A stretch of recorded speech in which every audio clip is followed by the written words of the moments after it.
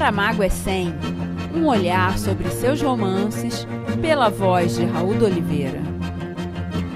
Salve, salve, ouvintes do Saramago é 100! Chegamos ao 16º episódio com ouvidos atentos e muita coragem para atravessar todas as intermitências necessárias nessa busca pelos segredos do nosso imortal José.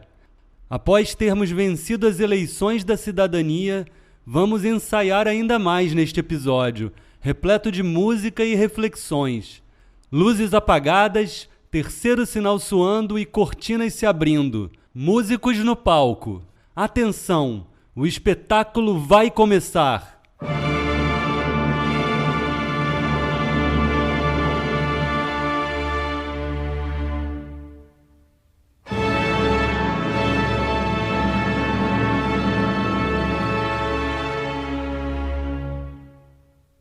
Menos de um ano após publicar o ensaio sobre a lucidez, nosso infatigável José, em moto contínuo, conclui a escrita da sua quinta e última peça de teatro, Don Giovanni ou o Dissoluto Absolvido, que serviria de base ao libreto da ópera homônima composta por Adzio Corgi. Como já vimos em episódios anteriores, essa não é a primeira vez que Corgi transforma em música as palavras saramaguianas. Esse encontro artístico deu-se em fins dos anos 80, com a ópera Blimunda, inspirada no romance Memorial do Convento. Seguiram-se novas parcerias, como a ópera Divara, derivada do drama In Nomine Dei, e as cantatas La Morte di Lazzaro e Cruciverba, inspiradas no Evangelho segundo Jesus Cristo. Um feliz encontro ítalo-português entre música e literatura. Don Giovanni ou o Dissoluto Absolvido? O Dissoluto foi encomendado a Corgi pelo Teatro alla Scala de Milão em 2003. Imediatamente o compositor procurou Saramago, que mais do que um amante do bel canto, considerava Don Giovanni a ópera das óperas. Meu propósito era desmistificar toda a história de Don Giovanni, com humor, ironia, mas, sobretudo, sarcasmo. O meu Don Giovanni começa onde acaba o de Lorenzo da Ponte. É, de alguma maneira, complementar dele. E a pergunta que constitui o ponto de partida dos meus romances também se encontra nesta peça. E se Don Giovanni não tivesse caído no inferno? Feita a pergunta essencial, as conclusões surgem quase de forma espontânea.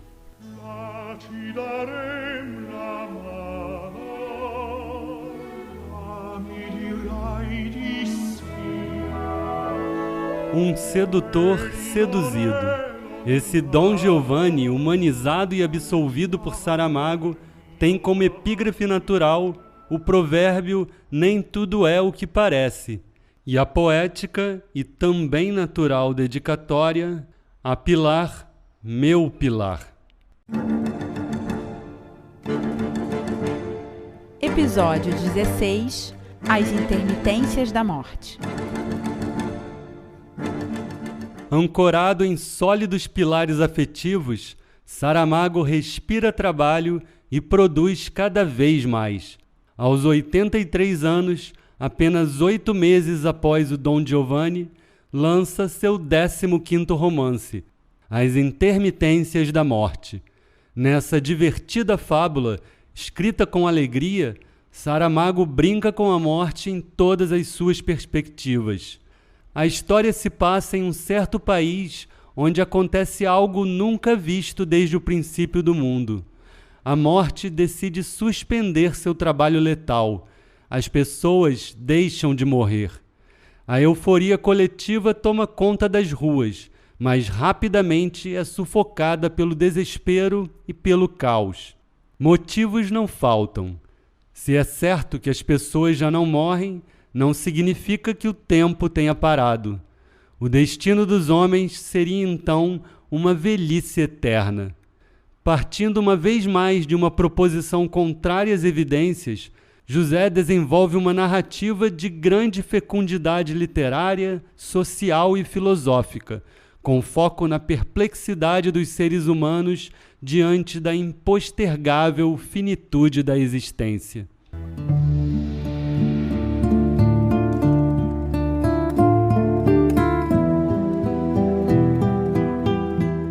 No fundo, o livro empurra uma porta aberta. Diz aquilo que todos já sabemos, que temos que morrer. Mas talvez mostre com mais clareza que temos que morrer para viver, senão a vida seria insuportável. Mas José, como surgiu a ideia de um livro sobre a morte? Eu estava a ler, já não pela primeira vez, os Cadernos de Malte Loudsbrig, de Rainer Maria Rilke, que tem páginas extraordinárias em que ele descreve a morte do pai. A certa altura, interrompi a leitura, virei o livro e li a contracapa. Foi a referência mínima à morte no texto do editor que fez saltar a ideia. A morte passa a anunciar às pessoas que elas vão morrer. Assim nasceu este livro, no dia 1º de novembro, véspera do Dia de Finados de 2004. E segundo Pilar Del Rio, esta ideia ganhou ainda mais força devido aos problemas de visão que Saramago enfrentava. Internado devido a um deslocamento de retina, recebeu a notícia que sofria de leucemia. Não se preocupe, não morrerá disso, disse o cirurgião. José Saramago acreditou nele.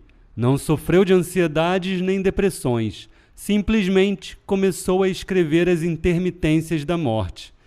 Ter recebido essa notícia não lhe mudaria a vida, mas a notícia, o ditame, estava ali. Não podia deixar de estar. Num poema meu, há um verso que diz mais ou menos assim: não o medo da morte, mas esse mais humano de não viver bastante. Ter uma ideia sobre a morte significa que se está vivo ainda, mas a morte é esse instante em que estavas e já não estás.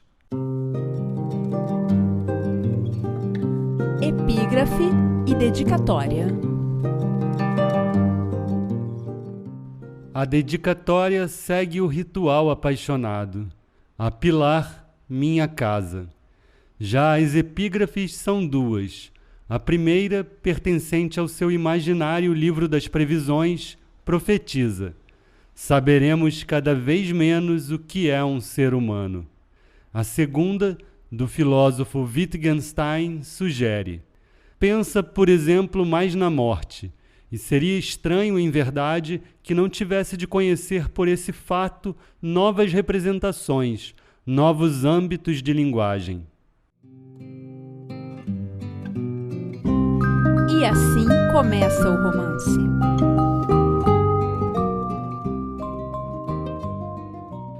No dia seguinte, ninguém morreu. O fato, por absolutamente contrário às normas da vida, causou nos espíritos uma perturbação enorme, efeito em todos os aspectos justificado. Basta que nos lembremos de que não havia notícia nos 40 volumes da História Universal, nem ao menos um caso para amostra, de ter alguma vez ocorrido fenômeno semelhante. Passar-se um dia completo, com todas as suas pródigas 24 horas, contadas entre diurnas e noturnas, matutinas e vespertinas, sem que tivesse sucedido um falecimento por doença, uma queda mortal, um suicídio levado a bom fim. Nada de nada, pela palavra nada.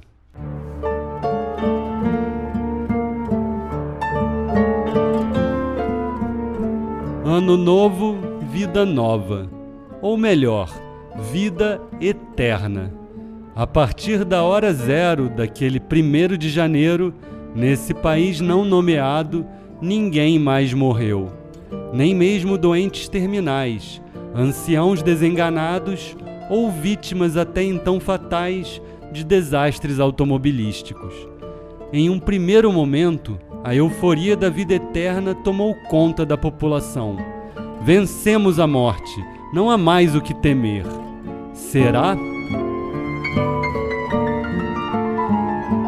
A noite já ia adiantada quando o primeiro-ministro fez um comunicado oficial, ratificando a ausência de mortes desde o início do novo ano, e pedindo comedimento e responsabilidade nas avaliações e interpretações do estranho fato. Vamos ouvi-lo. O governo se encontra preparado para todas as eventualidades humanamente imagináveis, decidido a enfrentar com coragem e com o indispensável apoio da população os complexos problemas sociais, econômicos, políticos e morais que a extinção definitiva da morte inevitavelmente suscitará. Aceitaremos o rapto da imortalidade do corpo, se essa for a vontade de Deus, a quem para todo sempre agradeceremos com as nossas orações haver escolhido o bom povo deste país para seu instrumento. Ainda meia hora não tinha passado quando, já no automóvel oficial que o levava a casa, recebeu uma chamada do cardeal. Boas noites, senhor primeiro-ministro. Boas noites, eminência. Telefono-lhe para lhe dizer que me sinto profundamente chocado. Também eu, eminência. A situação é muito grave, a mais grave de quantas o país teve de viver até hoje. Não se trata disso. De que se trata então, eminência? É a todos os respeitos deplorável que, ao redigir a declaração que acabei de escutar, o senhor primeiro-ministro não se tenha lembrado daquilo que constitui o alicerce, a viga mestra, a pedra angular, a chave de abóbada da nossa santa religião. Eminência, perdoe-me, temo não compreender aonde quer chegar. Sem morte, ouça-me bem, senhor primeiro-ministro, sem morte não há ressurreição, e sem ressurreição não há igreja.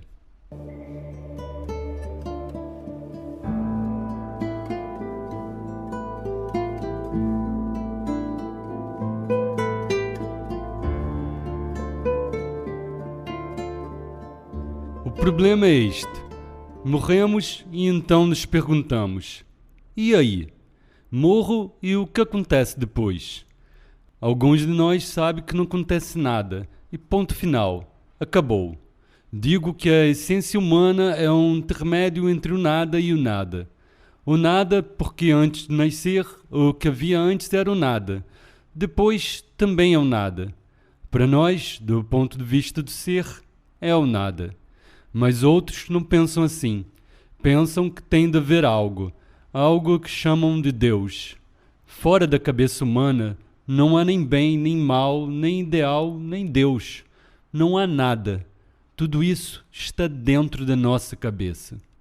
Seguindo com o romance, o Estado cria uma comissão interdisciplinar formada por filósofos e delegados das diversas religiões para refletir sobre um futuro sem morte e construir previsões plausíveis das novas questões que a sociedade iria ter de enfrentar. Naturalmente, nosso materialista José não perderia essa oportunidade para expressar mais uma vez, e com fina ironia, suas críticas à Igreja, através de debates como esse. As religiões, todas elas, por mais voltas que lhes dermos, não têm outra justificação para existir que não seja a morte. Precisam dela como do pão para a boca. Tem razão, senhor filósofo. É para isso mesmo que nós existimos, para que as pessoas levem toda a vida com um medo pendurado ao pescoço e, chegada a sua hora, acolham a morte como uma libertação. O paraíso ou inferno ou coisa nenhuma, o que se passe depois da morte importa-nos muito menos que o que geralmente se crê. A religião, senhor filósofo, é um assunto da terra, não tem nada que ver com o céu. Não foi o que nos habituaram a ouvir. Algo teríamos que dizer para tornar atrativa a mercadoria.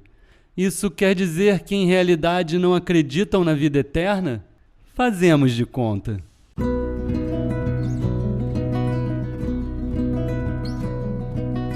Assim como as religiões, a filosofia também precisa da morte. Filosofamos por saber que morreremos. Messier de Montaigne já tinha dito que filosofar é aprender a morrer.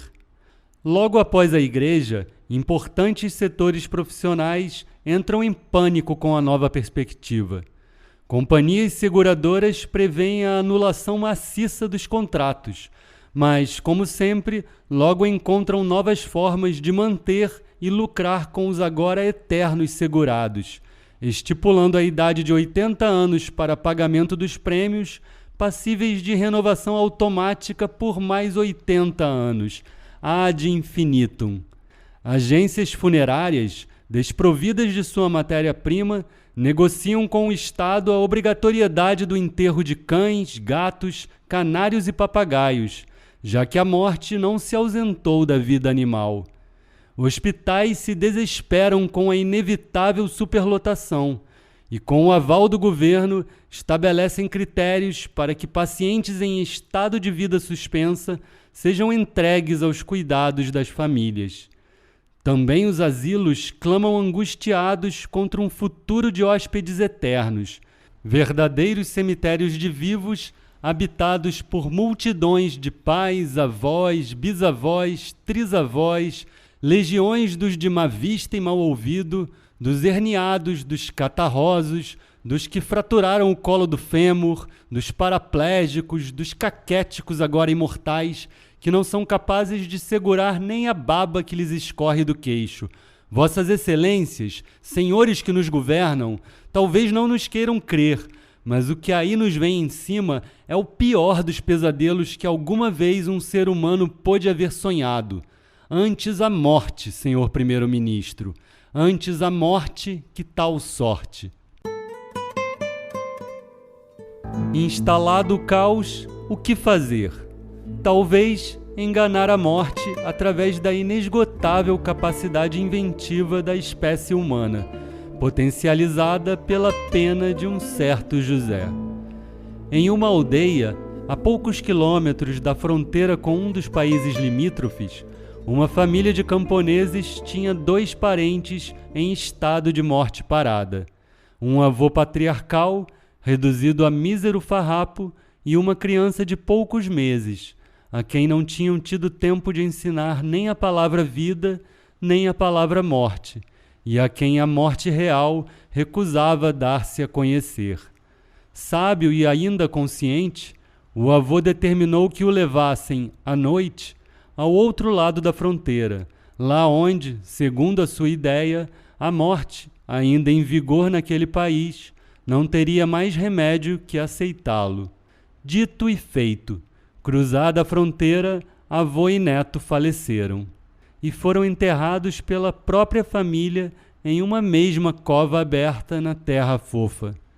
A criança deitada de bruços sobre o peito do avô, cujos braços se cruzavam sobre o corpinho minúsculo.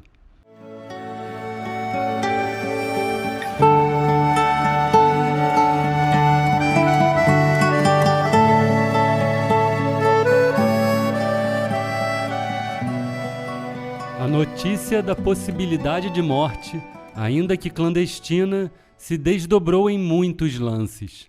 Qual é a fronteira moral entre matar e deixar morrer? Essa família pecou? Cometeu um crime? Independente de julgamentos ou condenações, a nova prática se multiplicou em todas as regiões fronteiriças. Apertado pelos governos dos 3 países limítrofes e pela oposição política interna, o chefe de governo condenou a ação desumana, apelou ao respeito pela vida e anunciou que as Forças Armadas tomariam posição ao longo da fronteira, impedindo a mórbida imigração, embora, no fundo, não visse com maus olhos o providencial êxodo.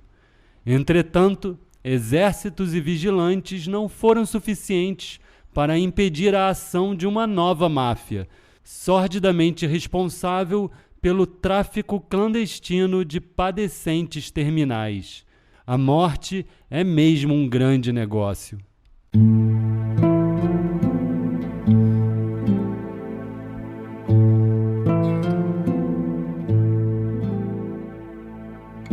Em uma sociedade sem morte, a vida não é possível. Alguma coisa precisava acontecer. A continuidade da greve da morte seria fatal para a sociedade e para o Estado, já à beira de um colapso previdenciário. Aqui, Saramago conclui a primeira parte do livro, ou o primeiro movimento de seu concerto para morte e orquestra. Intenso, veloz e sarcástico como um allegro giocoso.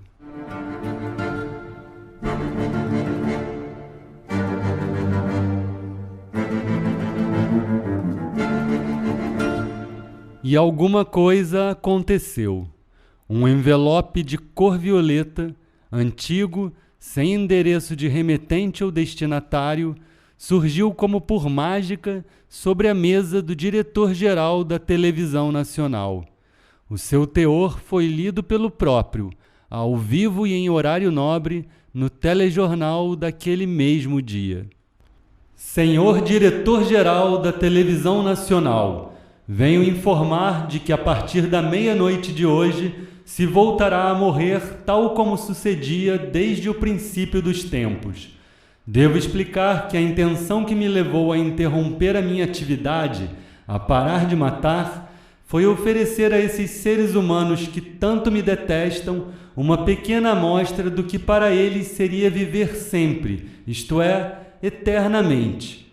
Ora bem, passado este período de alguns meses a que poderíamos chamar de prova de resistência ou de tempo gratuito, e tendo em conta os lamentáveis resultados da experiência, tanto de um ponto de vista moral como pragmático, considerei que o melhor para as famílias e para a sociedade seria vir a público reconhecer o equívoco de que sou responsável e anunciar o imediato regresso à normalidade, o que significará que a todas aquelas pessoas que já deveriam estar mortas, mas que com saúde ou sem ela permaneceram neste mundo, se lhes apagará a candeia da vida quando se extinguir no ar a última badalada da meia-noite.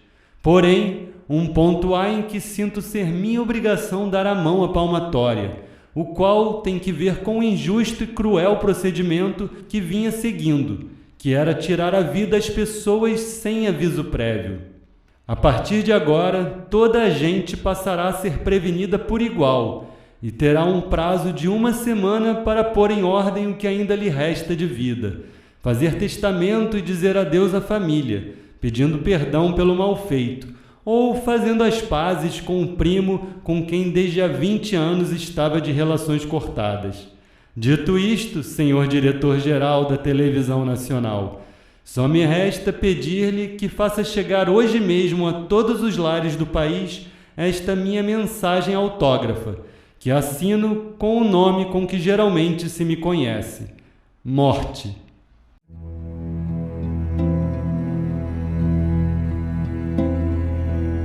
Do paraíso ao inferno, imortais por pouco tempo. Aviso prévio a partir de agora. Um papel de cor violeta.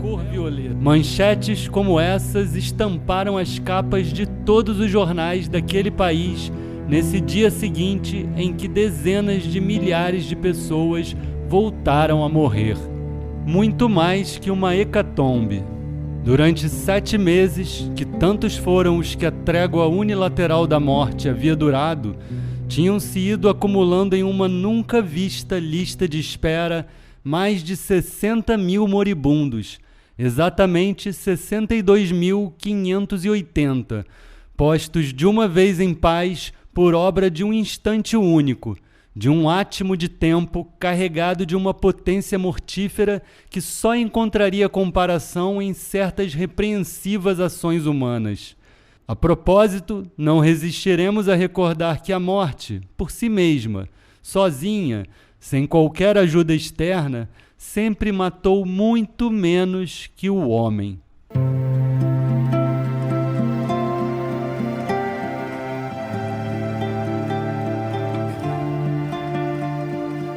Em poucos dias, a cor violeta iria tornar-se na mais execrada de todas as cores. Imagine-se a perturbação, o desconcerto, a perplexidade daquele que ia para o seu trabalho e viu de repente saltar-lhe ao caminho a morte na figura desta carta de cor violeta, que resignadamente acaba de abrir. Os olhos nublados de lágrimas mal conseguem decifrar o que nela está escrito. Caro senhor, lamento comunicar-lhe que a sua vida terminará no prazo irrevogável e improrrogável de 1 semana. Aproveite o melhor que puder o tempo que lhe resta. Sua atenta servidora, Morte. Duvida o homem se deverá voltar para casa e desabafar com a família a irremediável pena, ou, se pelo contrário, terá de engolir as lágrimas e prosseguir o seu caminho, ir aonde o trabalho o espera, cumprir todos os dias que lhe restam. Então poderá perguntar: Morte, onde esteve a tua vitória? Sabendo, no entanto, que não receberá resposta, porque a morte nunca responde. E não é porque não queira, é só porque não sabe o que há de dizer diante da maior dor humana.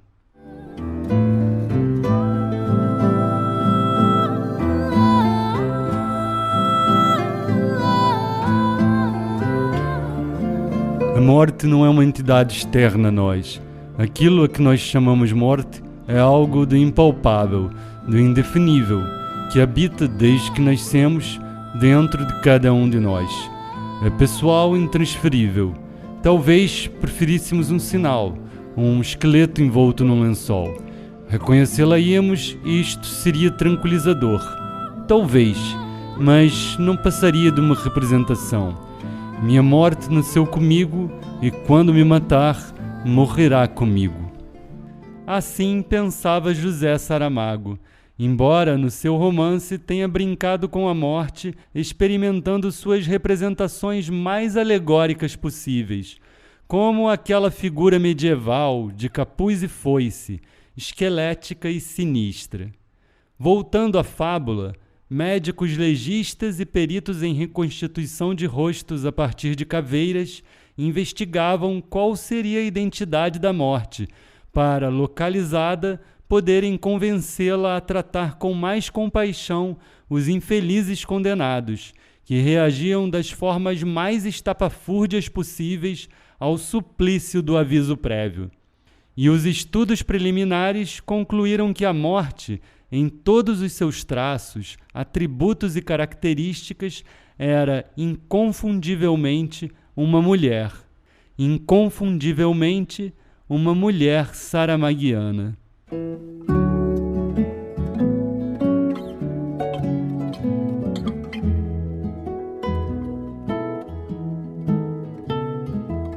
As buscas por essa mulher duraram semanas, mobilizando milhares de agentes de polícia, mas sem sucesso. A morte, por estar em toda parte, não pode estar em nenhuma em particular.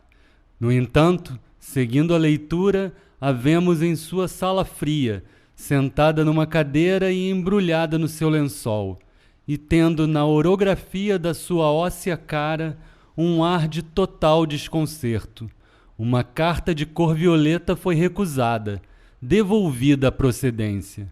Passado o nervosismo e o espanto diante do insólito, afinal, nunca se viu que não morresse quem tivesse de morrer, a morte reenvia a carta ao seu destinatário, com um simples gesto da sua mão direita.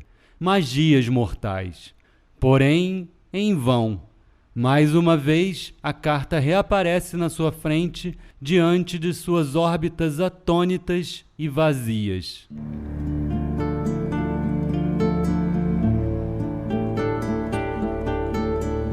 É impossível, disse a morte à gadanha silenciosa. Ninguém no mundo ou fora dele teve alguma vez mais poder do que eu. Eu sou a morte, o resto é nada. Levantou-se da cadeira e foi ao ficheiro, donde voltou com o verbete suspeito. Não havia qualquer dúvida.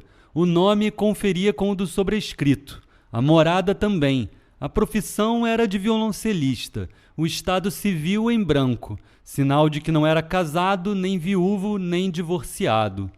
O diabo do violoncelista, que desde que tinha nascido estava assinalado para morrer novo, com apenas 49 primaveras, acabara de perfazer descaradamente os 50, desacreditando assim o destino, a fatalidade, a sorte, o horóscopo, o fado e todas as demais potências que se dedicam a contrariar por todos os meios, dignos e indignos, a nossa humaníssima vontade de viver.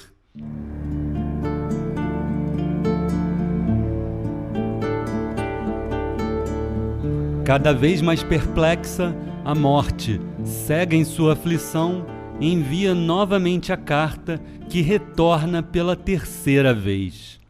Silêncio. Termina o segundo movimento. Arcos, sopros e baquetas em suspensão.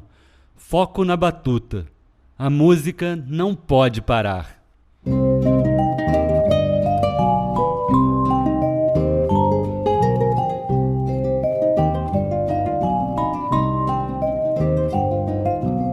José Saramago era também um melômano.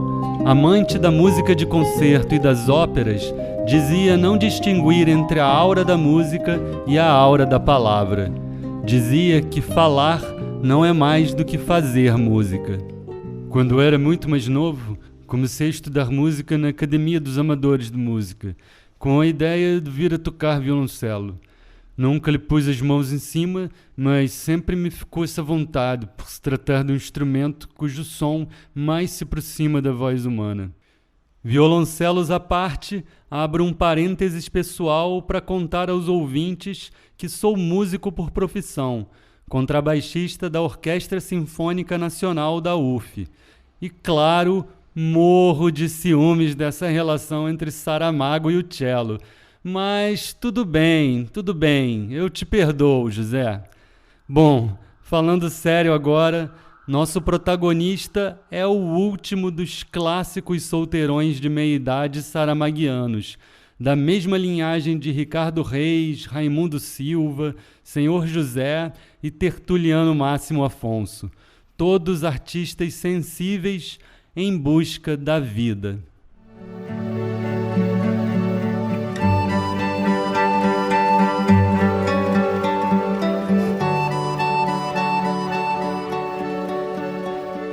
Antes de seguirmos para o tão aguardado encontro entre a morte e a vida, vamos ouvir como se deu o pensamento musical de Saramago na estrutura da sua fábula. Nas intermitências, o tratamento do tema faz-se de 3 modos distintos. Na primeira parte, a morte desaparece. Vamos ver o que acontece no plano social e pessoal. A segunda parte, em que a morte regressa e passa a ser anunciada, prepara a terceira, que no fundo é a que eu sempre quis tratar neste livro, a relação pessoal entre morte e uma pessoa determinada. Não são 3 histórias, é como se a visão panorâmica se fosse afunilando, mas conduz a 3 ritmos narrativos que o leitor percebe no ritmo da frase e na velocidade com que pode ler. No fundo, há alguma coisa de musical, como se começasse por um allegro, passasse a um andante e terminasse num largo. E como o protagonista é um violoncelista, talvez o livro tenha realmente uma forte composição musical. Com certeza, José, o livro é uma composição musical. Palavras cantadas cada vez mais poéticas à medida que avançamos cuidadosamente por esse último movimento. Neste largo apassionato, Saramago inicia o processo de humanização da morte. Aos poucos, os ossos daquele sinistro esqueleto vão perdendo a consistência. O que era sólido torna-se gasoso, e a morte se espalha como uma neblina tênue, entrando na casa do violoncelista e velando seu sono. A observação daquele homem e seu cachorro, da sua casa, do seu piano e violoncelo, da sua simples humanidade, comovem a morte.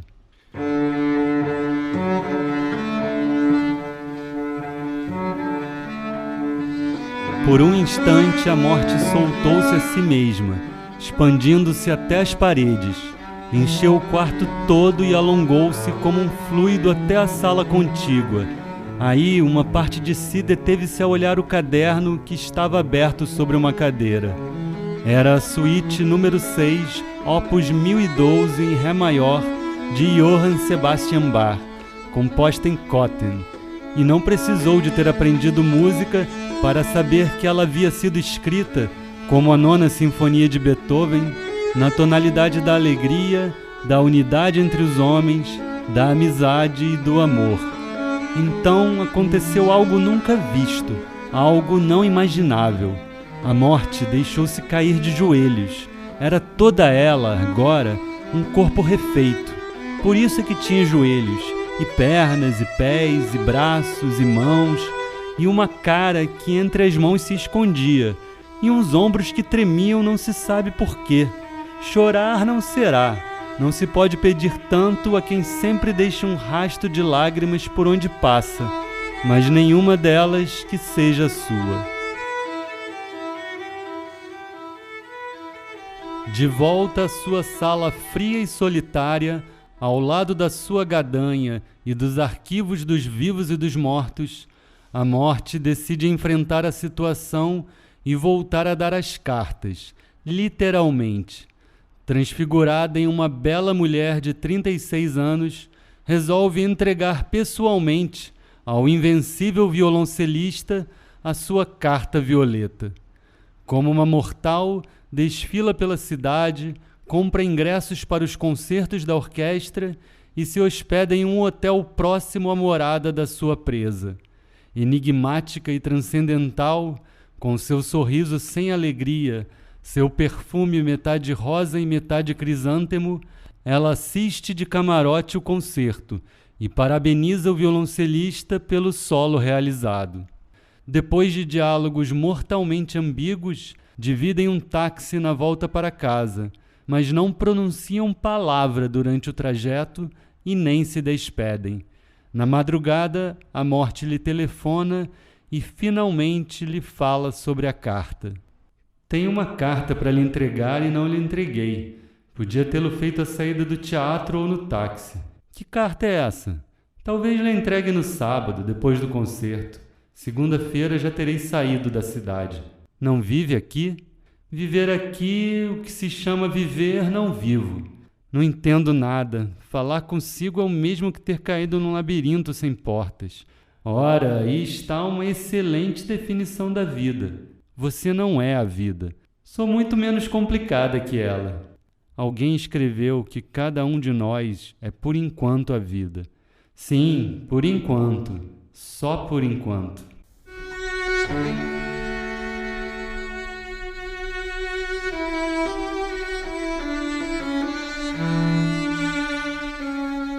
E eis que chega o sábado, dia de mais um concerto. Mas dessa vez o camarote ficou vazio, nem sombra daquela mulher fatal. Como outros protagonistas saramaguianos, nosso músico é menos solitário pela companhia de seu cão. Frustrado pela ausência da mulher, o violoncelista encontrou no fiel amigo o consolo para sua amargura. Já em casa, jogado na cama, virou-se para o lado do cão, moveu e dobrou o corpo até que a sua própria cabeça pôde ficar a um palmo da cabeça do animal. E assim ficaram, a olhar-se, dizendo sem necessidade de palavras: pensando bem, não tenho ideia nenhuma de quem és, mas isso não conta. O que importa é que gostemos um do outro. Como diria Saramago, nossa única defesa contra a morte é o amor.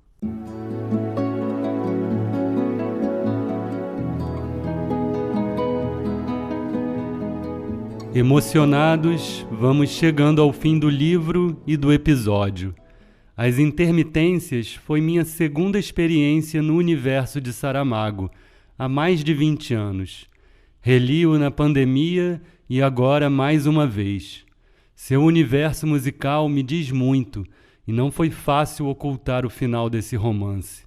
Com esforço, deixarei no ar a curiosidade mágica desse encontro, através de uma das últimas passagens do livro, quando a mulher misteriosa bate à porta do violoncelista e, ainda sem lhe entregar a carta, lhe pede que toque a suíte número 6 de Bach. Afinal, a única coisa que pode se manter viva para além do homem é a arte. O violoncelista sorriu, respirou fundo, colocou a mão esquerda no braço do violoncelo. A mão direita conduziu o arco até quase roçar as cordas e começou. Demais sabia ele que não era Rostropovich, que não passava de um solista de orquestra quando o acaso de um programa assim o exigia. Mas aqui, perante esta mulher, com o seu cão deitado aos pés, a esta hora da noite, rodeado de livros, de cadernos de música, de partituras, era o próprio Johann Sebastian Bach compondo em Cothen o que mais tarde seria chamado Opus 1012. Obras elas quase tantas como foram as da criação. A passagem difícil foi transposta sem que ele se tivesse apercebido da proeza que havia cometido. Mãos felizes faziam murmurar, falar, cantar, rugir o violoncelo. Eis o que faltou a Rostropovich, esta sala de música, esta hora, esta mulher. Quando ele terminou, as mãos dela já não estavam frias. As suas ardiam. Por isso foi que as mãos se deram às mãos e não se estranharam. No dia seguinte, ninguém morreu. No próximo episódio, vamos entrar na reta final do podcast, cruzando a Europa na companhia do inesquecível Salomão.